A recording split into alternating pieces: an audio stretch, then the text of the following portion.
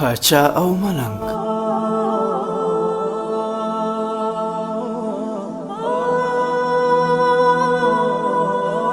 یوه ورځ پاچا د ښار په یو طرف کې یو ملنګ ولیده چې لګیا دی او د خپل رب سره راز او نیاز کوي. پوښتنه یې ځینې وکړه: ملنګ بابا څه کوې؟ هغه ځواب ورکړ: د خپل رب او بندګانو ترمنځ روغه جوړه کوم. پاچا ورته وویل: نو څه حالت او څه کیفیت دی؟ ملنګ ځواب ورکړ: الله جل جلاله یې مني ولی بندګان یې نه مني.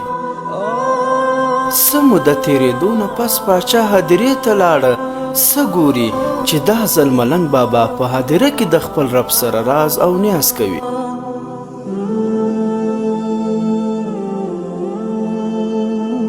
پوښتنه یې ځینې وکړه: ملنګ بابا دلته څه کوې؟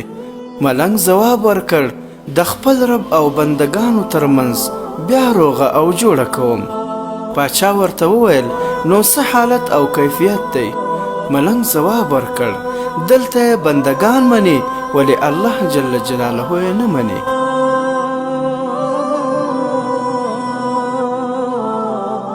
یعنی هلته چې کوم خلک ژوندي ول له خدایه نه ډارېدل، د ګناهونو بخښنه یې نه غوښتله، لمونځ یې نه کولو، صدقه یې نه ورکوله، توبه یې نه ویستله او دغسې نور عبادات، هلته رب منله.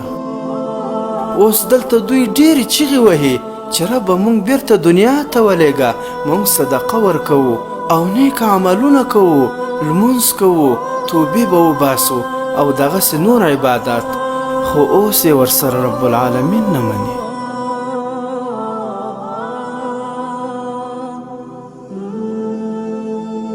عبرت: دوستانو دوباره راتګ دنیا ته نشته.